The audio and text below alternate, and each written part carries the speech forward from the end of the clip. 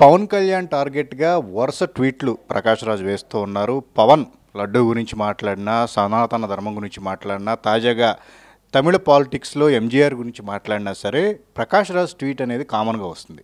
పవన్ను target చేయడం వెనకాల అసలు రీజన్స్ ఏంటి? ప్రకాష్ రాజు పని లేక ఈ ట్వీట్స్ వేస్తున్నారా? ఇండస్ట్రీలో ఒకే సినిమాలో వర్క్ చేసి నటులుగా ఉన్న వ్యక్తుల మధ్య ఏంటి ఈ వివాదం ఎందుకు వస్తుంది, ఏంటి దీని మీద మాట్లాడేందుకు నిర్మాత నట్కుమార్ మనతో ఉన్నారు. నట్కుమార్ గారు, గత వారం 10 రోజులుగా కూడా జరుగుతున్న ఇన్సిడెంట్లని మనం చూస్తూనే ఉన్నాం. పవన్ ఏమి ట్వీట్ వేసినా సరే ప్రకాష్ రాజు కౌంటర్ ఇస్తూ వస్తున్నారు. గతంలో అదే ప్రకాష్ రాజు పవన్ కళ్యాణ్ గురించి ఎలివేషన్ ఇచ్చిన సందర్భాలు ఉన్నాయి. కానీ పొలిటికల్గా ఆయన యాక్టివ్ అయిన తర్వాత ఈ రకమైన ట్వీట్స్ వేస్తుంటాన్ని ఎలా చూడాలి? ఆయన ముసుగు తీసాడా, ముసుగు తీయకుండా వేసాడా? మీకు ముఖం చూపించాడా? అంటే నేను ఎదుగుతుందంటే ముఖం చూపిస్తే ఒకలాగా మాట్లాడతాడు, ముఖం చూపించకపోతే ఒకలాగా మాట్లాడతాడు. అక్కడ జగన్మోహన్ రెడ్డి గారి కోసం మాట్లాడి ఉంటాడు. ఆయన మొత్తం టోటల్గా అక్కడ ఏంటంటే ఈ నెలగానే టార్గెట్ చేసి జగన్మోహన్ రెడ్డి గారు లెగాల, ఆ తిరుపతి ఇష్యూ ఆగాల, ఇక్కడ కేటీఆర్ గారిని కాపాడుకోవాలా, ఇవన్నీ మొత్తం డైవర్ట్ పాలిటిక్స్ అంటారు. ఈ మొత్తం మీడియానంతని తిప్పాలా, టర్న్ తిప్పాలా. అందుకే అంటారు మనం ముసుగు తీసి వస్తే నిజం మాట్లాడతాడు, ముసుగు తీయకుండా మొత్తం ఇంట్లో కూర్చొని ఫీడ్ చేస్తూ ఉంటే మాత్రం ఆయన అబద్ధం మాట్లాడుతూ ఉంటాడు. కనుక ఆయన మాటలు అబద్ధాలని, ఆయన విలనని, పవన్ కళ్యాణ్ గారు హీరో అని, మొత్తం టోటల్గా ద్రావిడ ఉద్యమం ఏంటో, ఆ మొత్తం టోటల్ పెరియార్ ఉద్యమం ఏంటో, తమిళనాడు మొత్తం టోటల్గా సనాతన ధర్మం ఏంటో అది వేరు, ఆయన పవన్ కళ్యాణ్ గారు మాట్లాడిన ధర్మం వేరు. ఆయన ధర్మాన్ని కాపాడాలి, హిందుత్వాన్ని హిందూ ధర్మాన్ని కాపాడాలి అన్నారు. హిందూ ధర్మాన్ని కాపాడాలి, అందరి పవిత్రతని కాపాడాలి. అంటే పవిత్రత అంటే Hindu or Muslim or Christian, పవిత్రతని కాపాడాలి. వాళ్ళని ఎక్కడా కూడా మనం ఎవరిని కూడా అవమానపరచకూడదు. వాళ్ళ దేవుడు, ఎవరి దేవుడు వాళ్ళకి గొప్ప, అందుకే ఎవరి ధర్మం వాళ్ళకు గొప్ప, ఆ ధర్మాన్ని మనం కాపాడుకుంటూ వెళ్ళాలని చెప్పాడు. కానీ ఆయన చెప్తూ ఆయన ఏమన్నాడంటే గత కాలకులు చేసిన పాపాలని ప్రక్షాళన చేయడానికి గత చేసిన పాపాలని నా కాల నడకను వచ్చి కూతుర్లు ఇద్దరిని తీసుకొచ్చి ఆయన మొత్తం టోటల్ దేవుడి దర్శనం చేసుకుంటూ ఆయన నిజాయితీని నిరూపించుకుంటూ నా కూతురు క్రిస్టియన్ ఉంది కాబట్టి డిక్లరేషన్ నేనే ఇస్తున్నానని చెప్పి ఇచ్చిన నిజాయితీ గల వ్యక్తి పవన్ కళ్యాణ్ గారు. 4 పోస్టులు ఇస్తే మొత్తం టోటల్గా ఆయనకు వచ్చింది 10 సంవత్సరాలు కష్టపడి ఆయన వచ్చి మొత్తం టోటల్గా 100% ఒక డిప్యూటీ సీఎంగా సక్సెస్ఫుల్గా నడిపించుకుంటూ వస్తున్న వ్యక్తి. సినిమా షూటింగ్లు కూడా స్టార్ట్ చేసి నెమ్మదిగా నడిపించుకుంటూ వస్తున్న వ్యక్తి. మీకు సినిమా ముసుగులో మీరు రాజకీయం చేస్తూ సినిమా ముసుగులో మీరు కేటీఆర్ గారినో లేకపోతే జగన్మోహన్ రెడ్డి గారినో కాపాడడం కోసం అప్పుడప్పుడు ముసుగు తీస్తూ వస్తుంటారే, అదే ఇది దాకా కరెక్టు. నేనేమడుగుతున్నానంటే ఈ ముసుగు తీసేటప్పుడు మొన్న కూడా నేను సినిమా వాళ్ళందరూ ఫీడ్ చేసిన దాంట్లో కూడా ఈయన హ్యాండ్ ఉంది. కేటీఆర్ గారిని కాపాడడం కోసమే చేశారేమో, ఇది నాగార్జున గారి ప్రేమ కాదేమో.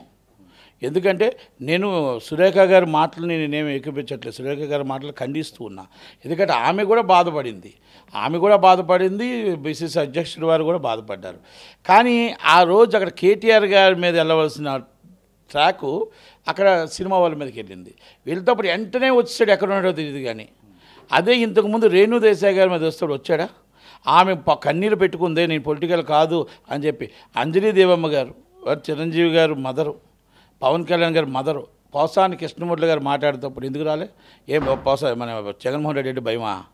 రజనీకాంత్ గారు మేము మాట్లాడుతున్నప్పుడు ఎందుకు రాలే?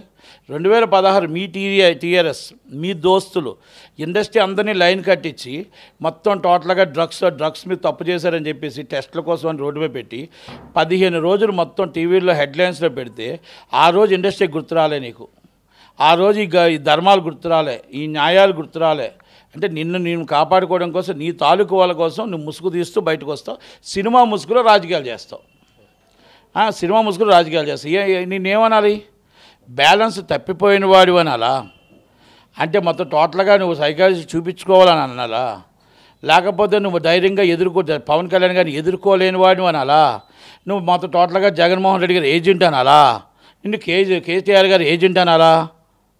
అది నిర్ణయం ఆయనే తీసుకుంటే నేను పలానా వాడిని అని చెప్పుకుంటే మేము దాన్ని బట్టి మాట్లాడతాం. ఎందుకంటే ముసుగులో ఉన్నాడు కాబట్టి ముసుగు తీసి బయటకు వచ్చి సినిమా ముసుగు నుంచి బయటకు వచ్చి మాట్లాడమని రాజకీయంగా ఎదుర్కోమనండి పవన్ కళ్యాణ్ గారిని. కానీ ఇలాంటి చిల్లర రాజకీయాలు, చిల్లర మాటలు ప్రకాష్ రాజుకి తగదు, కరెక్ట్ కాదు. ఇది మాత్రం చెప్తున్నా. రాజకీయాల్లో హుందాతనం ఉండాలి, రాజకీయాల్లో హుందాగా మాట్లాడండి.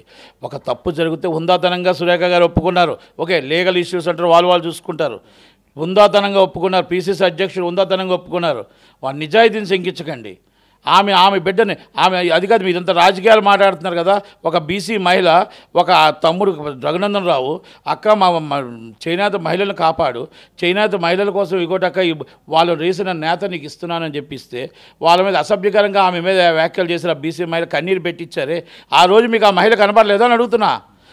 మీరు ఎవ్వరికి ఇండస్ట్రీ అంటే మీ సినిమా అంటే మీ తెలంగాణలో ఉన్నోళ్ళు కాదా, ఆంధ్రాలో ఉన్నోళ్ళు కాదా? ఆమెనెందుకు మీరు ఖండించట్లేదు? ఆమెనెందుకు మీరు అసలు ఆమె మహిళ 2 సార్లు మినిస్టరు, 5 సార్లు ఎమ్మెల్యే, అలాంటి ఆడపిల్లని మీరు ఏడిపించారే, ఇది న్యాయమా మీకు? ఆయన వన్ ఆఫ్ ది ప్రొడ్యూసర్ కొండా మురళి గారు, ఆమె ప్రొడ్యూసర్ అక్కడ. అంటే ఇంత దారుణమైన ఇండస్ట్రీ కూడా ఉంటుందా? ఇంత దారుణమైన ప్రకాష్ రాజ్ అనేవాడు ఇంత దారుణంగా తయారవుతాడా? విలన్ అనుకున్నానే తప్ప విలన్లో కూడా మళ్ళీ దారుణమైన విలన్ నేను అనుకోలే. ఎప్పటికీ పవన్ కళ్యాణ్ హీరోనే, విలన్ ఎప్పటికీ కూడా లాస్ట్లో ఏమవుతాడు, తన్నులు తింటాడు కదా. అందుకని విలన్ కనుక ఆయన విలనిజంలో కూడా విలువలు లేవు. సో ఇది నట్టికుమార్ చెప్తున్నారు. పొలిటికల్గా పవన్ కళ్యాణ్ని ఎదుర్కోవాలంటే కనుక పొలిటికల్గా వచ్చి ఎదుర్కోవాలి, ఇండస్ట్రీ ముసుగులో వచ్చి ట్వీట్స్ చేస్తే దానివల్ల ఉపయోగం లేదు అని చెప్పేసి కూడా నట్టికుమార్ చెప్తున్నారు. కెమెరామెన్ సంతోష్తో సుజన్, ABN.